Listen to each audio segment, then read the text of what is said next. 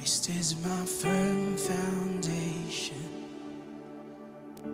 the rock on which I stand when everything around me is shaking.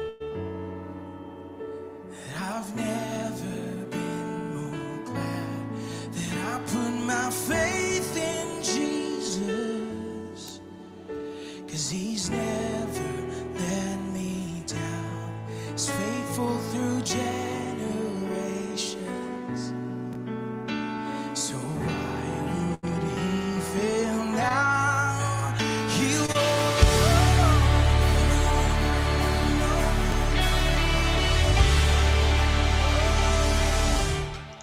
I've still got joy in chaos. I've got peace that makes no sense. I won't be going under. I'm not held by my own strength, 'cause I built my life on Jesus. He's never let me down. He's faithful in every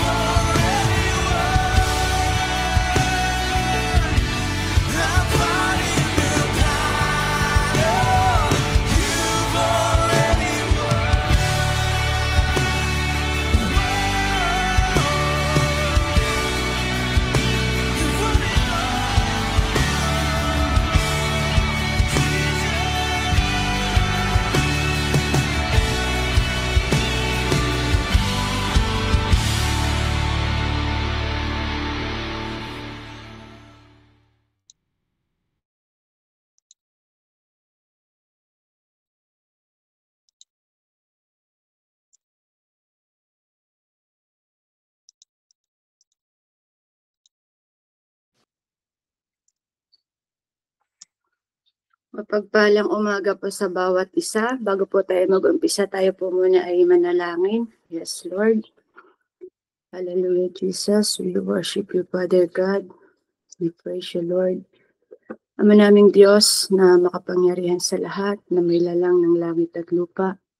Minsan pa, Ama, nagpapasalamat kami sa iyo, Panginoon, sa panibagong buhay, sa panibagong pag-asa na pinagkaloob niyo sa aming Panginoon sa araw-araw, Panginoon. Ama, lumalapit kami sa iyong kabanal-banalang trono, Panginoon, na nagpapakumbaba, nagsusumamo, Panginoon, na hinihiling namin, Ama, na kung ano man ang aming mga pagkakasala, Panginoon. Lord, patawarin niyo kami, Panginoon. Linisin niyo kami ng iyong banal at makapangyarihan dugo, Panginoon, upang kami ay malayang makalapit sa iyo, Panginoon, upang ang lahat ng aming panalangin ay iyong marinig na walang maging hadlang dito, Panginoon. Dahil, Ama, alam namin kung malinis ang aming mga puso, Panginoon, walang dahilan, Panginoon, upang hindi mo kami marinig, Panginoon, upang hindi mo kami makita, Panginoon, na walang magiging hadlang sa paglapit namin sa iyo, Ama. Kaya, Lord, salamat, Panginoon, salamat sa umagang ito, Panginoon, na samahan niyo kami, Panginoon, sa aming gawain ito, Panginoon, Lord, upang pag-aralan, upang magkaroon ng kalakasan, Panginoon, ang bawat anak mo, Panginoon, na madala namin ito sa pang-araw-araw naming pamumuhay, Panginoon. Kaya, Lord, we thank you, Panginoon. We worship you, we praise you, Panginoon. And Lord, sa iyo namin iba'y nabalik, Panginoon, ang pinakamataas na papuri, pinakamataas na pagsamba, pinakamataas na pagluwalhati sa natatanging pangalan ni Jesus na taga Nazaret. Amen and amen. Blessed morning po sa bawat isa. Medyo kinakabahan po ako. ang kahapon po is recall ko lang po yung kahapon ang napag-aralan po natin is yung about sa pagiging humble ng mga anak ng Diyos. Ngayon po is about po sa submission. Ano po ba yung submission? Parang kung iisipin po natin is parang mahirap gawin na magsumite. Pero yung ang napag-aralan ko po ang submission is the action of accepting or yielding to a superior force or to the will or authority of another person. Kung iisipin po natin na kung tayo po yung mga hindi mananampalataya is parang ang hirap po nitong gawin na meron pong magsusumiti po tayo sa isang tao na magpapasakop tayo sa kanya. Parang iisipin po natin na submission, yun po yung mawawala na tayo ng karapatan, na mawawala na tayo ng boses, or mawawala na tayo ng karapatan na yung kahulugan natin. Yung parang baliwala kasi parang under tayo ng isang tao. Parang ganun po bilang mga ordinaryong tao. Pero po yun po yung para sa mga hindi mananampal. Pero po sa Bible po is ano po ba yung sinasabi na submission? Ito po yung based po sa nabasa ko na ito po yung kahulugan ng pagiging submission. The word submissive means willing to choosing to respect and follow someone leadership in a way that honor God. Ito po pala yun na once po na bilang isang Kristiyano po is isa po ito yung pagsusumite, na isa po ito sa mga dahilan na pag-honor natin sa Panginoon. Ang sabi nga po dito sa Efeso, example lang po na sa Efeso, kung tayo po ay may mga Bible, pakibukas po tayo sa Efeso 21, Efeso chapter 5 verse 21-22 na. Binanggit po dito ni Pablo ng tungkol sa pagpapasakop sa isa't isa. Yung tungkol po ito sa mag-asawa na magpasakop sa isa't isa bilang paggalang kay Kristo. Isa po pala yun sa mga nais ng Panginoon na isapamuhay natin. At ang submission po pala is a deep respect. Yung malalim na pagrespeto na nagre-reflect sa atin ng pag-ibig ng Diyos at pagpapakumbaba. Kasi po tayo pong mga tao is hindi man po natin, aminin man po natin o hindi, tayo po is medyo pero ano yung tenga natin sa gano'n na pag magsusumiti tayo na, pero ma-pride po, yung parang ma-pride po tayong mga tao na aminin po natin yun sa hindi, na minsan talagang nararanasan po natin yun na bilang mga tao. But hindi po yun ang nais ng Lord. Dahil ang nais po ni Lord is, ang Lord po is pag-ibig. Ayaw po niya ng tao na mapagmataas. Ang kahalagahan, meron po ako dito na kahalagahan kung bakit tayo ay dapat sumunod. Para po sa ating mga mananampalataya is napakahalaga po para sa atin na magpasakop sa ating Panginoon. Dahil po siya ang ating tagapaglikha. Siya po ang lumikha sa atin, siya po ang may likha ng langit at lupa na kaya lamang po na nararapat tayong magpasakop sa kanila. Ay sa Kanya.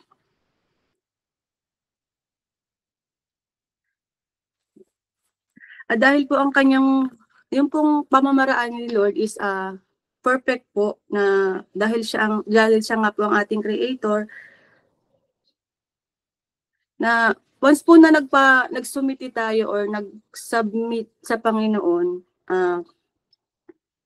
ito po isa sa mga kadahilan na tayo po ay nagtitiwala sa Kanya, nagtitiwala tayo sa Kanyang mga plano para sa ating buhay.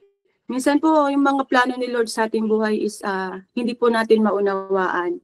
Pero ito po yung dapat na tayo po ay magsumiti sa Kanya.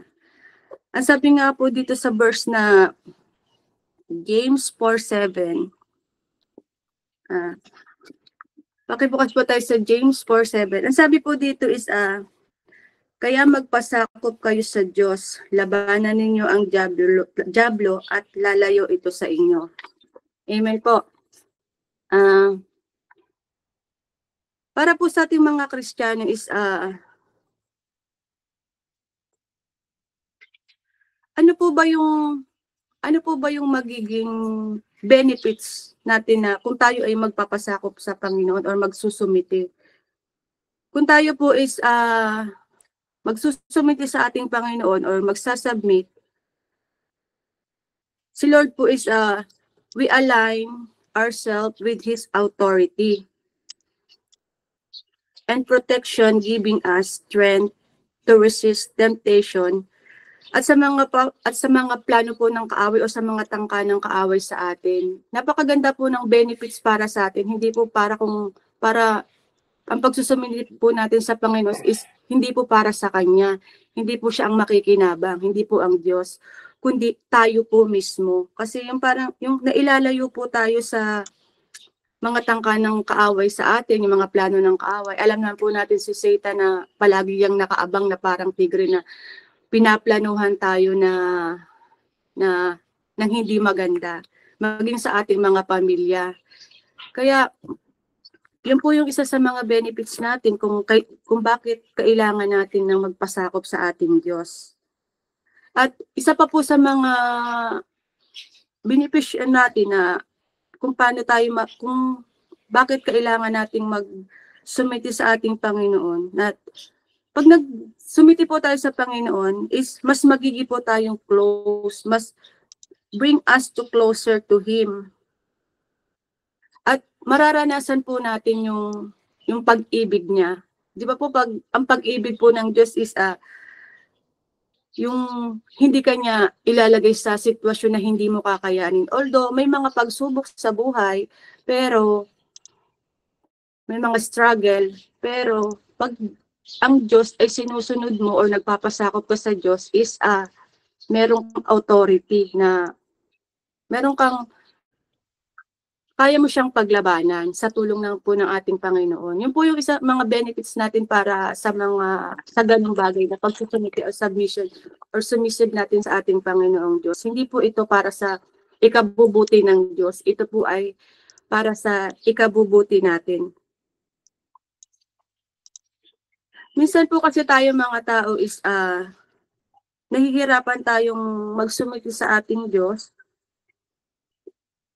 dahil po sa meron po tayong taglay na minsan po is, sorry to say po, pero minsan po is may taglay tayong kayabangan sa sarili natin. Meron tayong taglay na yung kaya ko to, akong bahala dito. Parang nakakalimutan po natin na may Diyos tayo na dapat sa Kanya tayo umasa. Minsan, kaya nahihirapan tayo sa pagsusumite is parang yung kagustuhan natin ang nais nating mangyari, hindi ang kagustuhan ng Diyos. Masyado po tayong paladesisyon sa sarili natin. Na kung tutuusin po na dapat ang Panginoon po ang dapat nagdedesisyon para sa atin kasi siya po ang ating creator. Minsan lagi po tayo nagtitiwala sa sarili nating galing, ng karunungan. Likas po yun sa atin na tao na maghahangad po tayo ng kalayaan na parang malaya tayo sa lahat ng bagay. Pero pag once na nagsumiti ka po sa Panginoon is hindi po siya madali. Sa totoo lang po, hindi po bilang mga tao po is kung wala ka po talagang pananampalataya sa Panginoon or hindi ka sumusunod sa Panginoon is mahirap po talagang magsumiti sa Panginoon or submission na or sa Panginoon dahil yung sa mga sitwasyon na yung plano ni Lord is sa plano mo. Yung parang ito yung plano ni Lord tapos dito naman yung plano mo. Talaga pong mahirap magtagpo yun. Parang salungat. Yun po isa sa mga bagay kung bakit talagang napakahirap po bilang mga tao na magsumiti po sa ating Panginoon dahil may sarili po yung desire po natin na kung saan tayo magiging masaya, kung saan yung iisipin natin, yung madaling pamumuhay na kasi po pag nag-submit ka po sa Panginoon is medyo o talagang marami ka pong bagay na dapat i-sacrifice. Ang sabi nga po dito sa Kawikaan 14 verse 12 na maaaring sa tingin mo ang daang tinatahak mo ay matuwid. Ngunit kamatayan pala ang nasa dulo nito. Ito po ay isang sa mga dahilan kung bakit kailangan nating sumunod or magsumiti sa ating Panginoon. Dahil yung plano po natin is hindi po natin siya alam na hindi po natin alam yung bukas na akala po natin yung ginagawa natin ngayon is para sa ikabubuti natin or yung ginagawa po natin is okay to, tama to. Pero hindi po natin alam ang kahahantungan po pala nun is kamatayan or sa dulo po is kapahamakan. Kaya po kailangan po natin na palagi po tayong magpasakop sa ating Panginoong Hesus. Magbibigay po ako ng isang example na kung ano po yung kung sino po ang pinakamagandang, the best na example dito sa atin na paggawa ng pagsusumiti sa ating Panginoon, submission. Ang ating pong Panginoong Hesus, kung paano po siya nag-submit sa ating Diyos Ama. Dahil po siya, ang Panginoon po is by fully obeying the Father will. Jesus submitted to God even when it means enduring. Na kahit po siya is alam po niya na magsasuffer siya, alam po niya na si Lord po yung pinaka-the best na example na pag-submit or pag-susumite. Dahil alam po niya na kahit alam niya na magsasuffer siya or alam niya na mahihirapan siya, alam niya na yuyurakan siya, alam niya na makakaranas siya ng hindi maganda, pero nagsumiti pa rin po siya sa Panginoon. But hindi po madali para sa Panginoon na magsumiti kasi nakaranas din po siya ng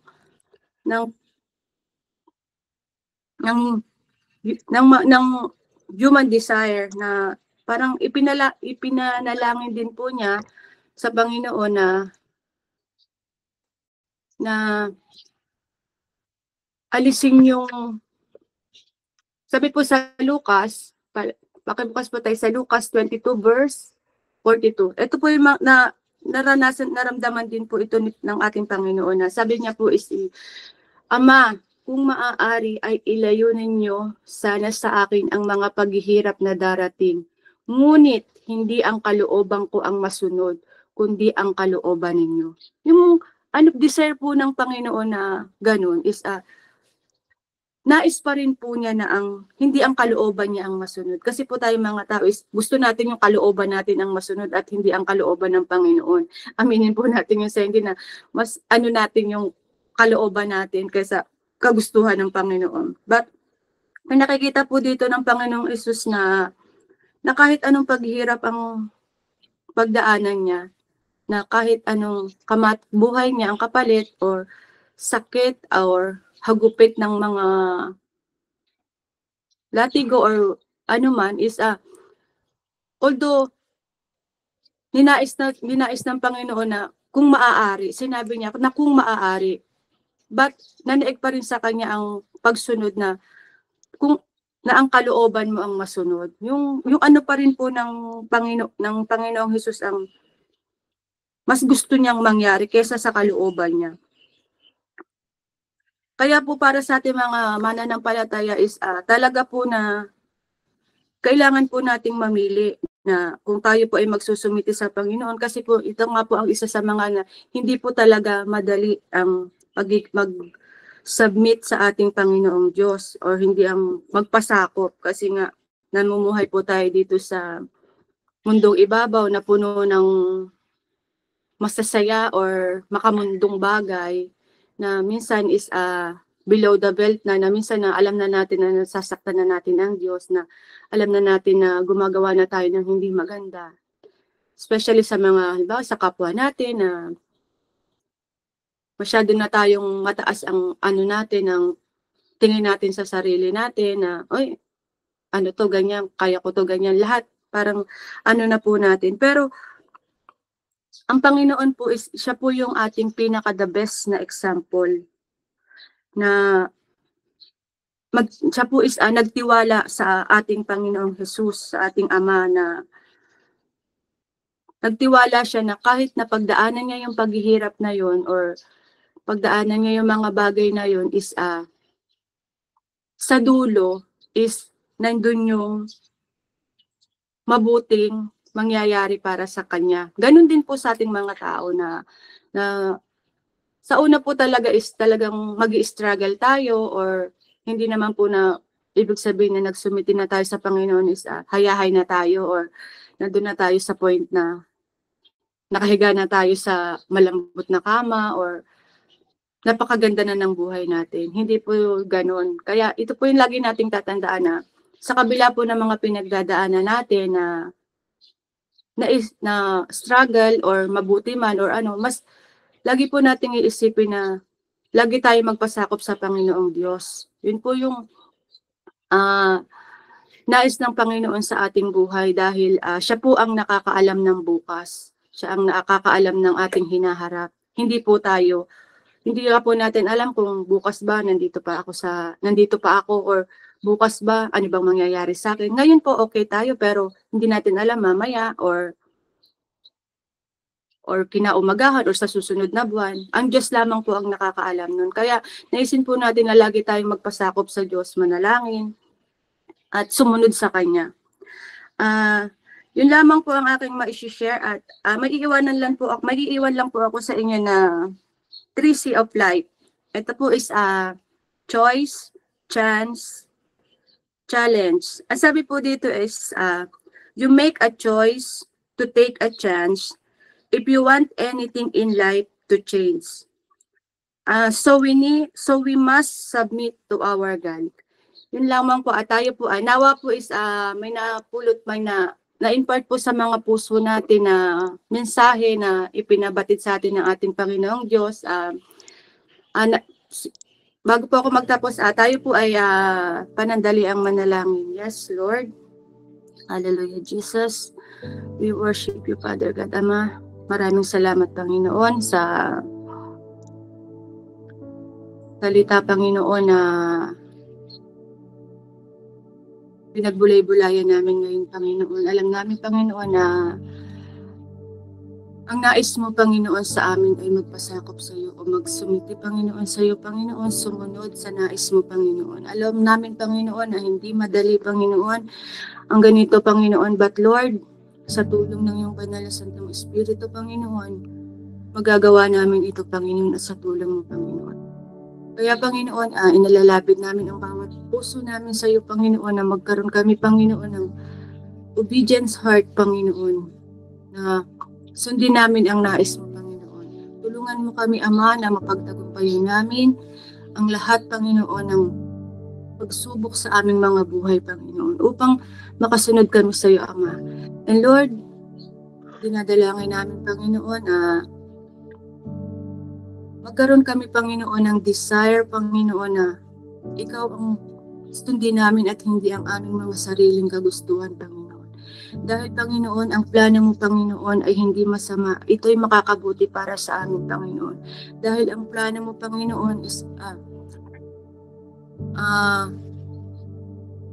yun ang mabuti sa aming mga buhay, Panginoon. Kaya, Panginoon, nagpapasalamat kami, Panginoon, sa pag-ibig mo, Panginoon. Nagpapasalamat kami sa walang hanggang habag at biyaya, Panginoon, na ipinagkakaloob mo sa amin, Panginoon, na paminsan-minsan or palagi, Panginoon, na hindi kami nakakasunod, Panginoon. But lagi mo kami binibigyan ng pagkakataon, Panginoon, para ituwid ang aming mga pagkakamali, Panginoon. Lagi mo kami binibigay ng pag-asa, Panginoon. Kaya, Panginoon, nagpapasalamat kami sa iyo, Panginoon, sa kabutihan mo sa bawat buhay namin, Panginoon. Lord, dinadalangin ko, Ama, na samahan mo kami, Panginoon, sa pang-araw-araw naming pamumuhay, Panginoon. Hawakan mo ang aming mga kamay, hawakan mo ang aming mga puso, Panginoon, upang kasunod kami sa iyo, Panginoon. Lord, maraming salamat po, Panginoon, sa umagang ito, Panginoon. Lord, sa iyo po namin ibinabalik, Panginoon, ang pinakamataas na papuri, Panginoon, pinakamataas na pagliwalhati, Panginoon, at pinakamataas na pagsamba, Panginoon, sa natatanging pangalan ni Jesus na taga-Nazaret. Amen and amen. Yes, Lord, salamat, Lord, sa mga ito. God, natuloy kami, Lord, na malapit sa iyo, Lord God. Servant, Lord God, sa mga ito, Lord God, we ask for your Holy Spirit, Lord, na laging magabay sa amin. Tulungan kami, Lord God, na i-submit, Lord, ang aming will sa will mo, Lord God, na hayaan mo, Lord, ang aming gawin mo ang aming puso na ito'y humble, Lord God, upang matuto, madali na kami sumunod sa iyo, Lord God. Alam namin, Lord God, na mahirap ang mag-submit, lalo na kung naging ibabaw ang aming katawan, Lord God, ang katawan niyo, upang sa katawan namin, Lord God. I pray, Lord God, na Lord, ay magkaroon pa kami ng mas malalim pa na relasyon sa iyo, Lord God, upang mas madali naming magawa, Lord God, ang pag-submit at pagsunod, Lord, sa mga plano. Hindi namin alam, Lord, kung ano exactly yung plano mo, Lord God, but Lord, I know, we know, Lord God, na yung plano mo is the best, Lord God. It is for our best para sa aming mga future, Lord God. Alam namin, Lord God, na nakaplano na lahat, Lord God, upang para sa aming future na I know, Lord God, we know, Lord God, na pag kami sumunod sa iyo, Lord God, ang lahat ng magagandang bagay,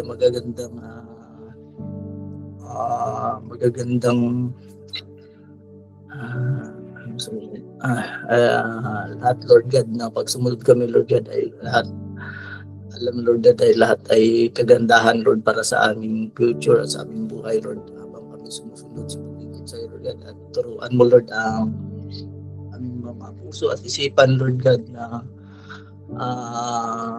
totally submit, Lord God, surrender, Lord God, sa iyo, Lord God. I pray, Lord God, na lagi mo kaming i-remind, Lord God, daily to our devotions, Lord God, na we need to submit and surrender to you, Lord God. Kung ano man ang aming mga plano, Lord God, is wala po yun, Lord God, sa plano mo, Lord God, sa amin. Kaya, Lord God, aming dinadalangin, Lord God, na bigyan mo ang bawat isa ang puso, Lord God, na marunong sumunod sa iyong plano, lalo na, Lord God, sa aming paglipat, Lord God, ng church, Lord God, dito sa Taiwan. I pray, Lord God, na meron kaming mga kanya-kanyang plano, but Lord, I know your plan is the best for us, Lord God. Kaya, Lord God, tayo lang namin pinagkakatiwala ang lahat, Lord God, maging sa aming paglilipat ng church, Lord God. Ikaw lang ang nakakaalam, Lord God, ng lahat. Kaya, Lord God, ang dapat lang namin gawin is sumunod sa iyo, Lord God. Kaya, Lord, amin pong nire-rely sa iyo. Kami, lagi lang kami nire-rely sa iyo. Kaya, Lord God, we are nagpapasalamat kami, Lord God, dahil may plano kang maganda, Lord, sa amin, Lord God, dito sa Taiwan, Lord God. Kaya, Lord God, binabalik namin ang lahat ng papuri, pagsamba, pagpapasalamat, Lord God. In Jesus' name we pray. Amen.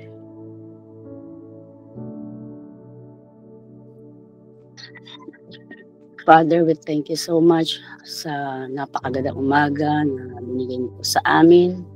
Salamat din po sa mga kapahayagan ng iyong mga salita na kami nga, Panginoon, na iyong mga anak ay patuloy na magtiwala at patuloy na mag-submit sa iyong kalooban. Salamat po sa iyong salita sapagkat tunay na ang isa sa pinakamagandang halimbawa ng pagiging submission is ikaw, Lord. Dahil kapag ang iyong character na meron ka po na yan ay amin pong ginawa sa mundong ito bilang isa ring halimbawa, lalo-lalo na po sa mga tao at sa mga church na meron kami, Panginoon. May gagawin ka pong pagpapala. Yan po ang isa sa pinakamagandang dapat maging gawin ng isang Kristiyano na nakakilala sa iyo, magpasubmit. Katulad ng aming Panginoon Kristo, na kung saan ay lahat ng kanyang mga ginagawa ay iyo pong pinagagawa. Walang hindi siya ginagawa. Yung kalooban niya na nagnanais, but sinabi rin niya sa kanyang mga salita na, let your will be done, not my will, but your will be done. Nawa po, Panginoon, ang mga salitang ito ng submission ay patuloy po namin gawin sa aming mga buhay, sa paglilingkod namin hanggang sa dumating ka, Panginoon. Mahirap po sa isang Kristiyano na walang submission, walang direksyon ang buhay, katulad po ng ginagawa ng marami. At nakikita naman namin ito, Panginoon. Kaya Lord, salamat po sa iyong paalala, sa iyong reminder na kami nga ay patuloy na magpasubmit sapagkat tunay na ikaw po ang aming katulong. Ikaw po yung aming help.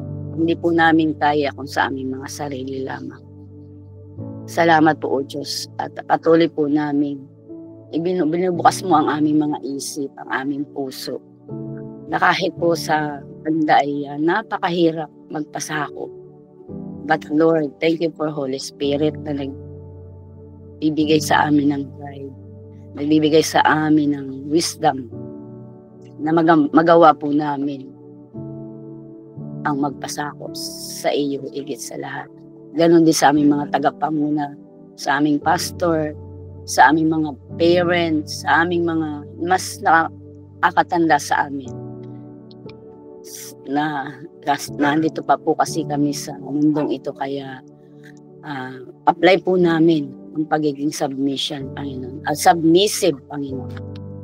Salamat po, Jesus, dahil yung salita mo po ay powerful. At talagang ini-insist mo sa aming mga puso na gawin po namin ang isang bagay na ipinagagawa mo po sa amin. At yun po ay sa pamamagitan ng aming pong pagpapasakop sa iyo, sa iyong presensya, Panginoon, sa iyong kapangyarihan. Thank you, Holy Spirit, dahil andyan ka na kami nga, Panginoon, ay hindi mo pinababayaan sa mga bagay na kapapariwaraan namin. Salamat po, O Diyos. Pagpalain mo po kaming lahat at iingatan pa, Panginoon. At alam ko po, Panginoong Jesus, na kapag kami nananalangin, hindi na ang aming kalooban ang masusunod, kundi ang kalooban. Salamat po, O Diyos. Gawin mong tama ang aming puso. Gawin mong pure ang aming puso upang magawa po namin ang nais mo sa aming mga buhay. Salamat po, O Diyos, sa iyo ang papuri. In Jesus' name. Amen.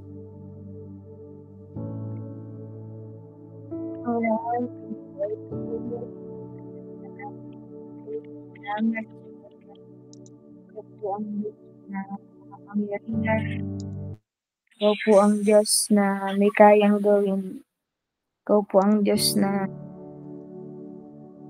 kayang-kayang magpatuloy ang mga lahat ng gagawin. Kami po ay patuloy na dumadalangin sa iyo at namin, Panginoon, ang buhay ng bawat isa. Natulungan niyo po kami, Panginoon, na sundin 100% Panginoon ang iyong mga salita. Lord, tulungan mo po, Panginoon, na 100% Panginoon na magpasakop sa iyong mga inuutos po sa amin bilang kami po ay iyong mga anak. Sapagkat, Lord, ang sabi mo po sa iyong mga salita, your word is a lamp to our feet and a light unto our path. Pinapakita, Panginoon, ng iyong mga salita na napakahalaga talaga, Panginoon, ang iyong word, O God. Sapagkat naniniwala po kami, Panginoon, susundin namin ang lahat ng iyong mga salita, Panginoon. Kami po araw-araw ay magtatagumpay. Lord, yun yung nais mo sa aming mga buhay na sundin, Panginoon, ang iyong mga salita, hindi sa pamamagitan, Panginoon, ng aming kakayahan, hindi, Panginoon, sa pamamagitan ng banal na Espiritu na ipinagkaloob mo sa amin. Sapagkat, Lord, gusto mo na bilang iyong mga anak ay lagi kami magtagumpay sa araw-araw. Na lagi kami makamit namin, Panginoon, yung tunay na kapayapaan, makamit namin, Panginoon, yung tunay na kagalakan. At Lord, mangyayari lang ang mga bagay na ito kapag kami sumusunod, Panginoon, sa iyong mga salita. At Panginoon, kami sinasubmit namin sa iyo ang lahat-lahat. Kaya, Lord, we are nothing without you. Hindi po namin kaya. Kaya naman, Panginoon, kami ay dumudulog sa iyo. At Lord, everything na hindi namin kaya, Panginoon, ay naniniwala po kami na makakaya namin. Kapag, Panginoon, kami patuloy na nagpapakumbaba. At araw-araw, Panginoon, ay ina-apply namin, Panginoon, ang iyong mga salita. Kaya, Lord, salamat, Panginoon. Kayaan niyo po, O Diyos, na kami patuloy niyong platan. Kami po ay patuloy ninyong i-secure sa magitan, Panginoon, ng iyong salita, O Diyos. At lagi niyo pong paalala sa amin, Panginoon, ang iyong mga salita, Panginoon. Sa gayon, tunay na ito yung magiging kalakasan namin. At lagi kami magtagumpay sa buhay. Salamat po ang aming dalangin. In Jesus' name.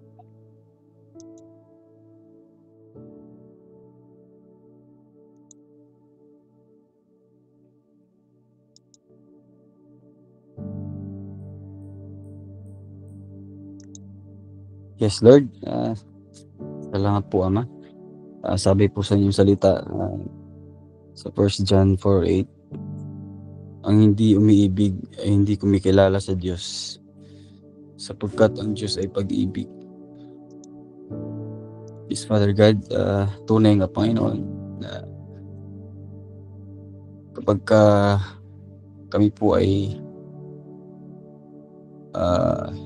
hindi nag-submit po sa inyo, Panginoon, or sinurrender po ang lahat, Father God, ay sabi nga sa salita, Panginoon, ay hindi po kami umiibig sa inyo, sapagkat Lord,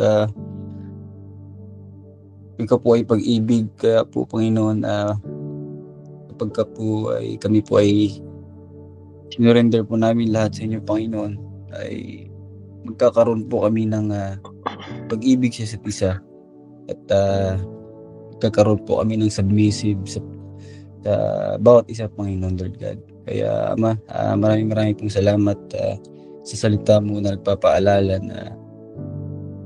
na wala po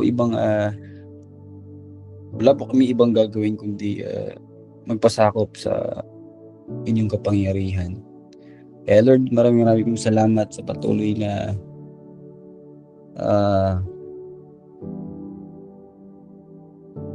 reminder, Panginoon, na patuloy na